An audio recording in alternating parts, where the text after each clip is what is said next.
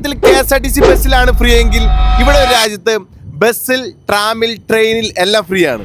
അത് സ്ത്രീകൾക്കും പുരുഷന്മാർക്കും ടൂറിസ്റ്റിനും വരെ ഫ്രീ ആണ്, കുട്ടികൾക്കും ഫ്രീ ആണ്. ഈ ഒരു രാജ്യം ലോകത്തിലെ ഏറ്റവും റിച്ചസ്റ്റ് കൺട്രികളിൽ ഒന്നാണ്. മാത്രമല്ല ഏറ്റവും വൃത്തിയുള്ള രാജ്യങ്ങളിൽ ഒന്നാണ്. ലക്സംബർഗ് എന്ന രാജ്യത്ത് ചെന്നിറങ്ങിയാൽ നമ്മൾ കാണുന്ന ഓരോ കാഴ്ചകളും വേറിട്ട കാഴ്ചകളാണ്. ഒരു രാജ്യത്തെ ജനങ്ങൾ മുഴുവൻ അവിടുത്തെ ട്രാൻസ്പോർട്ട് സിസ്റ്റത്തിലാണ് ജീവിക്കുന്നതെന്ന് വേണമെങ്കിൽ പറയാം.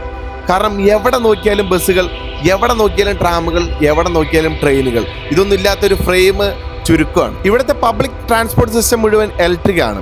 അതുകൊണ്ട് തന്നെ റോഡിലെ സ്വകാര്യ വാഹനങ്ങളുടെ എണ്ണം പകുതിയോളമായി കുറഞ്ഞതോടെ അന്തരീക്ഷ മലിനീകരണവും ശബ്ദ മലിനീകരണവും ഇല്ലാതായെന്ന് വേണമെങ്കിൽ പറയാം. പലർക്കുള്ളൊരു സംശയമായിരിക്കും, എങ്ങനെയാണ് ഈ ട്രാൻസ്പോർട്ട് സിസ്റ്റം വർക്ക് ചെയ്യുന്നത്, എവിടെ നിന്നാണ് ഈ സർക്കാരിൻ്റെ കയ്യിൽ ഇത്രയധികം പണം?